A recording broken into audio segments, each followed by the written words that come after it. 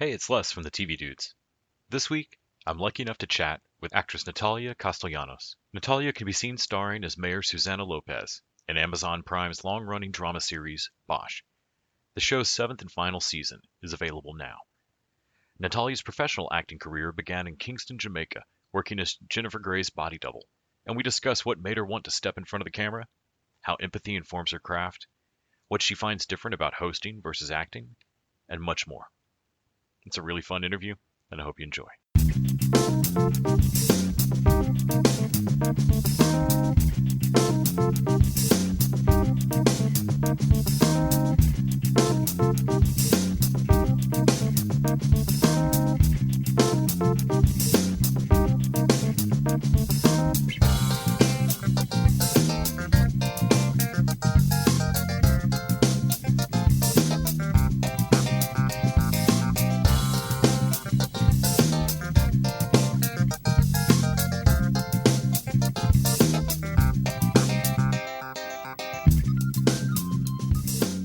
Hi, Natalia. Hi, how are you? Doing great. Thank you so much for taking the time today. I really appreciate it. Absolutely. Your sound sounds amazing. Oh, thank you. What I hear is not what you hear, and I'm always concerned that somebody else is just getting this terrible experience. And I'm like, I sound great. No, you do. So You do. You're on Bosch, of course, in its seventh and final season right now. Folks can go watch all of the episodes. But I love how you got into acting. If I'm reading right, you were a body double in a film that was shooting in Jamaica when you kind of got bit by the bug. Can you talk a little bit about what made you kind of want to no, I want to tag in. I want to learn the lines. Let's switch. I want to be in. I want to do that. Yeah, absolutely. You know, it was something that I never really knew that was a possibility because I did not grow up here in this country, and that's not something that we are ever exposed to. Our types of jobs are always, lawyers and doctors and all these big type jobs that one never thinks that I could be on screen. And I always loved theater. Theater was something that helped me get out of my skin and really connect with other people since we moved around so many countries. And Jamaica was such a great turning point because it was my first professional on-set experience, and body doubling for her and seeing what productions are all about and what sets are all like, that just got me so excited to then be able to see a final product, what everybody else can enjoy. And so that just right away just said, this is it. This is exactly what I want to do. I didn't end up doing education like I might have thought that I was going to do. And acting was my final say, and I've been doing it ever since. And so getting to, of course, your role in Bosch, you're playing the mayor of a huge city. Can you talk a little bit about, I would think any position of power role like that would have a certain maybe change in the way you carry yourself or way you want to present yourself in a room. Can you talk a little bit about kind of taking on the role of Mayor Lopez? Absolutely. I think it was a big role to take on. Like you said, it is a big power role for such a huge city, being able to lead a city in the way that mayors have to do, or at least that we hope that they are going to do.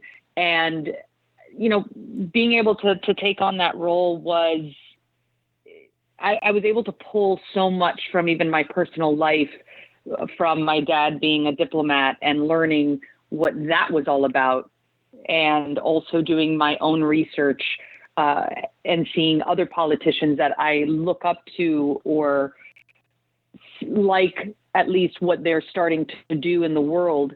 So that was kind of my process to really building her and being able to understand what it is that I want as a mayor, my values and my vision for the city.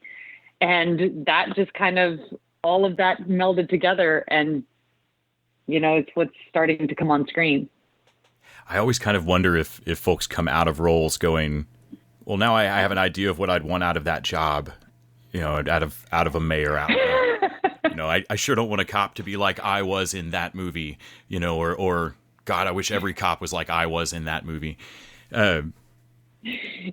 Yeah, absolutely. I think our characters definitely leave a huge impact in our own personal lives, and seeing what maybe we may want to make changes about, in whether it be our city or whether it be in our own personal lives. This was a huge eye opener as well to the world of politics, because I only experienced politics when I was a lot younger growing up. So now that I'm a mature woman, I think that's just a different perspective that I have. Well, and in the same way that your experience in seeing how acting works, how shows are made, that this is an industry and a job, I'm always interested in how that gets normalized for people, because like you said, you didn't necessarily grow up thinking, oh, there's a movie industry on one coast, people go to LA and try to make their break. And in the same way that kids in the Midwest here might watch TV, and I grew up not understanding that people were really making this somewhere, and this was not just magic. But in the same way, I would think your experience of city politics, or just politics in general, would be different than somebody who's never left LA County. Yeah, I feel like politics in general, it's a world that it's to me, it's very interesting. Even though it's something that I personally probably would never want to get into in my own personal life, it is to me a very interesting job. The amount of pressure that you're getting from all around, the struggles that you as a human go through, but also with what you want and your vision of what you want to do for the city or the country or the county. It does change things. And I feel like it's a powerful thing to be able to do as an actor. It's education on its own, things that we would probably never want to get into. We're able to open this whole new world of trying to get involved and learn somebody else's day to day. And to me, that has always been a fascinating thing. I'm not only an actor that has one job, I'm an actor that has many different jobs. Yeah, I know when I watch the news and maybe get irritated with my local mayor, I don't then spend 6 months deeply thinking about how they do their job and how I would do their job and how this ought to look. Yeah. The demands of act, I think, carry a certain empathy role. Absolutely. That's what I was about to say. The empathy in what we do is huge. And it's something that we don't tend to think about, as humans daily, because we're kind of stuck in our lane.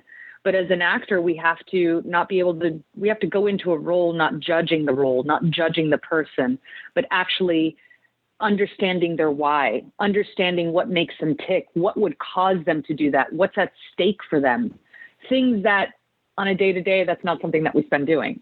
And I think if people would take a step back sometimes and take a look at others from that lens, I think we would get along a lot better and understand a lot more things that are happening. I spoke to an actor a couple of weeks ago who has a reputation for playing villains and said, oh, no, I love it. There's always a moment where I can figure out why this guy does not think that he thinks he's the hero in this. You're just watching the wrong show. And I was like, that's, there's really something to that. All right. Yeah, we have to humanize them in the way that people wouldn't see them otherwise. Yeah.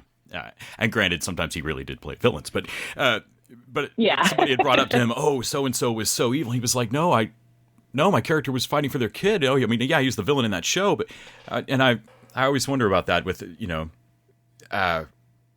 you've got to have, I would think, like you said, you've got to go into your role, not judging it, regardless of, whether that you're the bad guy in the script. Exactly. One thing that I've noticed over the last year, and it may just be pandemic related with acting, I feel like I've seen more and more actors jump into hosting roles on game shows and such. And it's really made clear to me that that's a different skill set. And some folks, can do that as well, but it's not a direct translation. You've done several hosting things. Can you talk a little bit about, does it feel different as a gig to you? Is there a completely different prep to it? Or do you kind of feel like you have an acting persona you've made up to host? No, I think it's a different scale completely. In acting, in acting, you have to obviously bring yourself, but you're bringing yourself and marrying it to the character. While in hosting, you are the highlight. You are the person that is showcasing yourself. And I think you as a host has to be super confident and comfortable with all your quirks and all the things that you bring.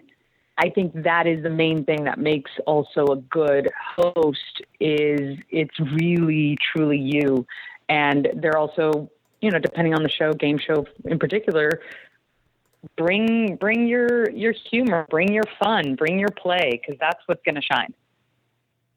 And I'm always curious. I know you've also done voiceover work. I'm always curious how taking away that kind of body physical component to the character affects you, especially ironically considering that you kind of started into acting by purely being the body double for, purely the physical side of it. Yeah. When you do voice acting, do you find yourself still gesturing wildly in the booth, or was it a kind of a new thing to learn to get to the right spot in front of the mic? Well, you definitely want to be in the right spot around the mic, but you should never stop moving. You have to be fully in there, because what I always say is body follows emotion.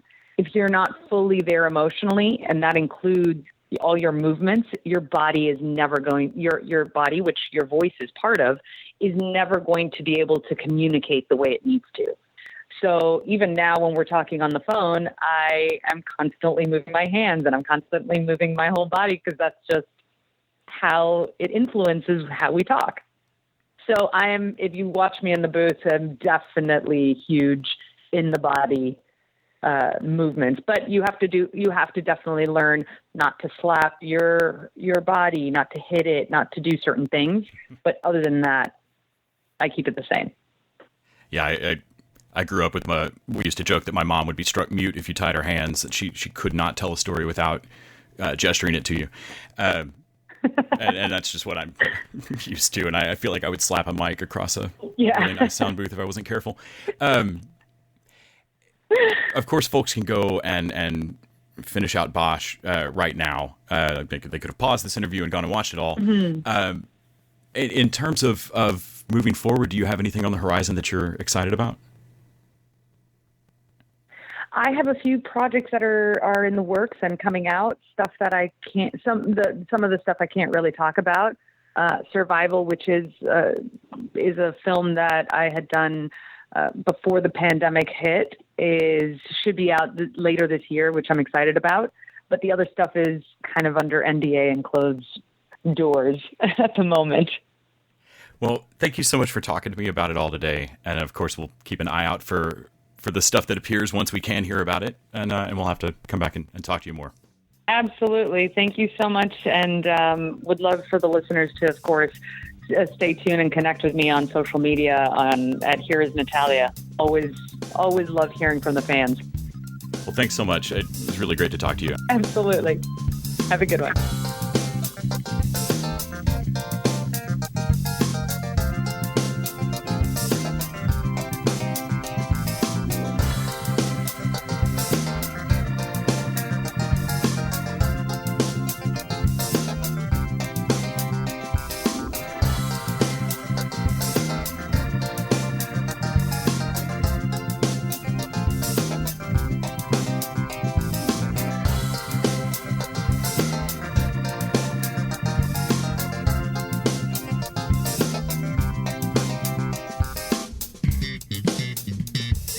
TV Dudes is an independently run podcast out of Austin, Texas. We are exclusively listener supported. If you'd like to help us out, go to patreon.com/tvdudes. You can also find us on Facebook, Twitter, and Instagram at TV Dudes. All the music for our show is done by our friend and original TV dude Gregory J. Amani Smith. To find out more about us, go to thetvdudes.com. I'm Randy Lander. I'm Les Weiler. And I'm Kyle Scott. Thanks for listening.